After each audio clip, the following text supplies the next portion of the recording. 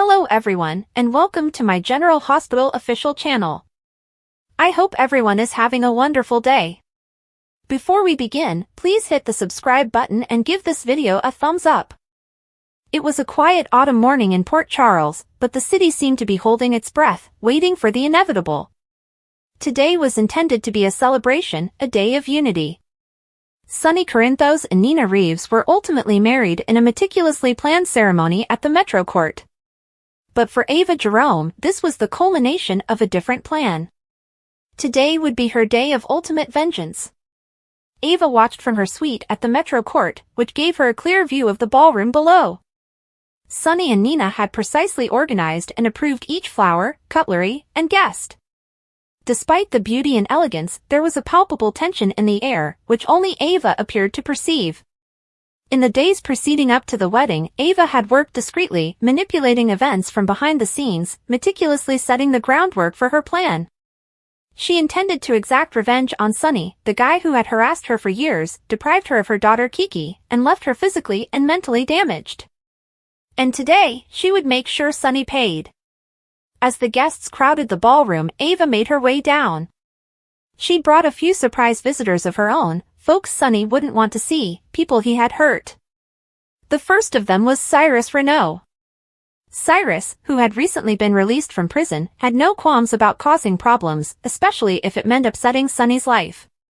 Sonny recognized Cyrus almost immediately. "What the hell is he doing here?" Sonny mumbled to Nina, his expression darkening. "Don't worry, Sonny," Nina said softly, her voice quivering slightly. "Security is tight. He will be unable to wreak any harm." But Sonny was not convinced. He excused himself and crossed the ballroom toward Cyrus. The two men exchanged furious words, and Sonny made his threats apparent, telling Cyrus to leave before things went violent. But Cyrus merely smiled, and as he glanced over Sonny's shoulder, his gaze met Ava's. She gave him a small nod, indicating that everything was proceeding as planned. Back in her room, Ava checked her watch. She had barely enough time to carry out the next portion of her retaliation. She took a little vial from her purse and placed it into her pocket before heading downstairs, greeting guests along the way with her trademark grin that concealed her sinister intentions. Meanwhile, Carly and Drew had arrived uninvited but determined to see the action. Despite their troubled history, Carly had come to put up a good facade. She wanted to ensure her children's safety and keep an eye on Nina, whom she didn't fully trust. Ava sneaked past Carly and Drew, ignoring their suspicious looks, and made her way to the bar.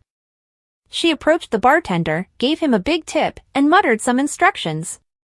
Within moments, the bartender quietly dropped the contents of the vial into the punch bowl, a surprise gift for Sonny and his new bride. It was tasteless, odorless, and dangerous, the ideal mix for Ava's needs. Then came the ceremony. As Sonny and Nina exchanged vows, Ava stood to the side, faking happiness. She saw Nina's beaming face and knew the storm was about to break. Cyrus stood from his seat and interrupted their exchange of rings. "I have something to say," Cyrus announced, eliciting a surge of whispers from the audience. Sonny's jaw tensed as he walked forward to face his old adversary. "Cyrus, sit down, or I'll make sure you never stand again," Sonny hissed, his voice low and deadly. But Cyrus refused to back down. He looked at Ava and then back at Sonny, his eyes shining with wicked joy. "Oh, I am not going anywhere. I just think the truth should be out, Sonny. The world deserves to know how twisted you are." During the confrontation, Ava snuck away unnoticed. She made her way to the security room, where she bribed a guard to gain access to the CCTV tape. She published pre-recorded video snippets of Sonny and Nina, which had been meticulously edited to appear incriminating. By the time the guards recognized her, it was too late. The tape had already been prepared to appear on screens throughout the ballroom. Just as Sonny turned to calm the throng, the ballroom's televisions flashed to life, revealing blurry footage of Sonny meeting with one of his cronies in what appeared to be a back-alley transaction. The crowd gasped as the next clip showed Sonny exchanging money with a known criminal while discussing shipments and distributions. Then came the most disturbing clip of all, a doctored film of Sonny appearing to threaten Nina's life. The ballroom burst in mayhem. Guests panicked, with some running for the doors and others turning to each other in shock. Nina looked scared, her face pallid as she watched the tape. "Sonny, what is this?" she muttered, betrayed and saddened in her tone. "It's not real, Nina," Sonny argued, his eyes burning with rage as he searched the room for the perpetrator. Ava stood near the door with a delighted smile. "Ava!" Sonny yelled, his wrath breaking over the din of the crowd. He stormed for her, but Cyrus stopped him, blocking his path. "Oh, you have bigger problems than Ava right now, Sonny," Cyrus scoffed. "You believed you were untouchable, but look around. Everyone here now knows who you really are." As Sonny and Cyrus squared off, Carly came forward to try to defuse the situation, but Ava had no intention of letting things quiet down. She signaled to another of her accomplices, who promptly activated a fire alarm, eliciting a piercing shriek that sent the guests into a frenzy. During the pandemonium, Ava pulled out a tiny knife from her purse. With a deliberate glitter in her eye, she slashed her own arm just enough to draw blood before staggering toward Nina, feigning shock and fright. "Nina, Sonny did this," she exclaimed, holding her bloodied arm. "He found out what I was planning to do and tried to kill me." Nina's eyes widened, and she looked at Sonny, horrified. "Sonny, is this true?" she exclaimed, her voice breaking. Sonny shook his head, confused and irritated. "What are you talking about, Ava? I didn't touch you." Unfortunately, it was too late. The guests, already alarmed by the fire alarm and the damning footage, quickly assumed the worst. A few attendees even grabbed their phones and called the police to report what they believed to be a murder attempt at the wedding. The doors sprang open, and the PCPD, led by Dante Falconeri and Jordan Ashford, rushed inside. "Everyone stay calm," Dante exclaimed, his eyes narrowing as he analyzed the situation. He noticed Ava clutching her bleeding arm, Nina's fearful expression, and Sonny's rage. He was certain that the issue was getting out of hand. As the officers approached to separate the guests, Sonny turned to Ava, his voice a deadly whisper. "Do you think you can get away with this, Ava? You've crossed the line this time." But Ava only smiled, her eyes gleaming with pleasure. "Oh, Sonny, this is only the beginning." Dante and Jordan led Sonny outdoors, where the media had already gathered, alerted by the scene inside the Metro Court. Cameras flashed, reporters shouted questions, as Dante battled to keep everything under control. Back inside, Nina clutched Ava, her heart hammering. "I do not understand, Ava. Why would Sonny do this?" Ava leaned up close, her words sweet yet venomous. "Because, Nina, Sonny only wants one thing, power. And he'll annihilate everybody who stands in his path, including you." But Nina was not completely convinced. Despite the blood, turmoil, and film, a part of her still loved and trusted Sonny. She looked over to Carly, who was watching the situation with mistrust. "Ava, are you sure this isn't part of some plan?" Carly inquired, her gaze narrowing. "Oh, Carly," Ava responded, her voice full of faux innocence. "Is it so hard to believe that Sonny is a monster?" The police quickly began removing attendees out of the ballroom, taking statements, and looking for answers. Meanwhile, Ava slipped away unseen, her goal completed. She had shattered Sonny's world, ruined his reputation, and forced a gap between him and Nina. For Ava, it was the ultimate vengeance, long overdue. As the dust settled and the turmoil subsided, Sonny stood alone outside the Metro Court, watching the cops lead his guests into patrol vehicles for questioning. His reputation was in shambles, his love life was ruined, and he had enemies at every turn. But as he saw Ava vanish into the night, he knew one thing for sure, this wasn't finished. Definitely not. The next time they met, Sonny would exact his retribution. But for the time being, Ava had triumphed, and she would cherish every moment of Sonny's defeat. General Hospital spoilers for the week of November 4th to 8th hint that Sam McCall's death will result in some devastating consequences. As word of Sam's tragic destiny spreads, we'll see a lot of frightened Port Charles people. Of course, questions will arise regarding how Sam's hospital stay went so dreadfully wrong. It may appear to be an unanticipated complication at first, but an inquiry could eventually reveal foul activity.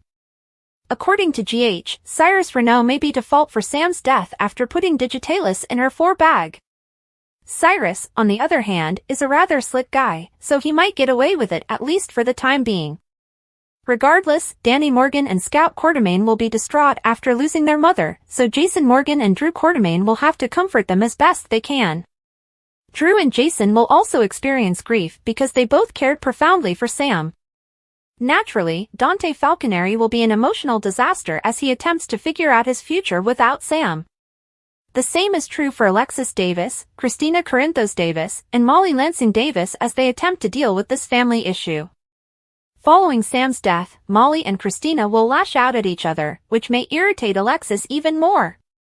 If there was ever a time for the remaining Davis sisters to unite, it is now. Unfortunately, Christina and Molly may not understand this right away. Molly and Christina will be unhappy over losing Sam, and they may vent their frustration on each other, especially because their last interaction with her was tense. Rocco Falconeri, Laura Collins, Lucky Spencer, Lucas Jones, and everyone else involved with Lulu Spencer's tale will experience various levels of guilt. Sam's burial preparations will need to be arranged sooner or later, presenting another opportunity for misery. On the plus side, we know Alexa Havens will make her Lulu Spencer recast debut this fall. Lulu will soon wake up and return to her loved ones, but her survival will be bittersweet in the aftermath of Sam's death. Meanwhile, Jens Sidwell should make his way to Port Charles, so Sonny Corinthos may be in trouble if he doesn't get those gems moved quickly. Holly Sutton will undoubtedly suffer retribution for the stolen bling, which may draw Sasha Gilmore Corbin into danger as a result. General Hospital spoilers indicate that Sasha Gilmore Corbin is probably feeling cursed right now. Every time Sasha pursues happiness, it seems to slip away from her. Sasha felt she'd finally settled into a peaceful life with Cody Bell by her side. Sasha trusts Cody and understands his heart because he has always came to her rescue and stood up for her.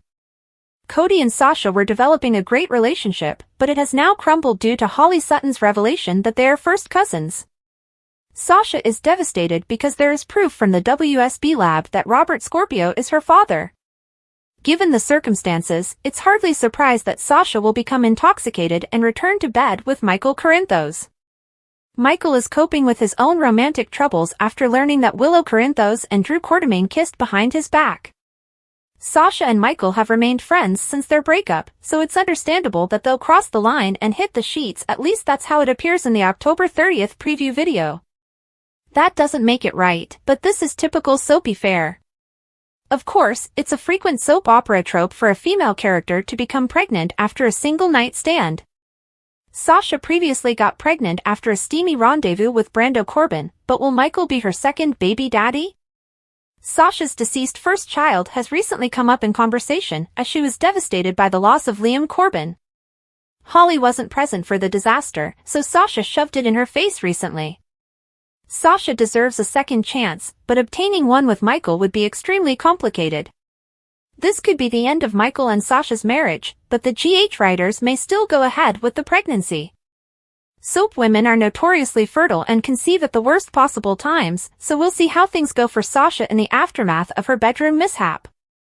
Tracy is fending off reporters phoning about Drew's candidacy because she wants to keep the lines free for Lulu-related news. Ned gloats that Drew's campaign is about to fail. Just then, Ned receives the tape from the PI and watches it alongside Tracy. Tracy calls her son a genius for tracking Drew out and claims they have all the ammunition they need, but now they must use it. Ned dislikes bringing bad press to the family name, while Tracy believes Drew is unworthy of the Quartermain name. Ned intends to use the video to convince Drew to hand over his ELQ shares. Tracy asks, "Why stop there? Tell Michael everything and we can get rid of Drew for good." Tracy claims Michael has always had a touch of her father's ruthlessness, and he will keep Drew out of their life. On the other hand, Ned believes he can utilize this footage to keep Congressman Drew in check. Having a lawmaker do their bidding can come in useful. Drew comes with a swollen, bloody lip, and Tracy snarks, "Someone's had a night." Drew moves over and pours himself a drink. Ned informs Drew that from now on, he will do exactly what they say about the family business. Drew questions why he would do it. Ned hands him his phone, and Drew sees the video he was emailed. Drew asks whether he believes this is enough to blackmail him. Drew claims this has been resolved, and he will deal with Cody. Ned inquires as to how he will approach James West after overhearing him and Willow discussing the kiss. Ned assures Drew that he will vote with him on all future ELQ votes, and Tracy adds that he will also support Ned as CEO. Ned claims differently, but Michael discovers the truth and decides not to run for Congress. Ned inquires if they have a contract. Suddenly, Michael and Wiley enter, and Michael asks Drew, "What happened to you?" He says he appears to have been in a fight. Drew claims it was a misunderstanding. Michael believes he walked in on something. Ned claims they were talking about endorsements and how the appropriate ones can make or destroy a politician. Thanks for watching. If you like this video, so please don't forget to subscribe my channel and don't miss any update.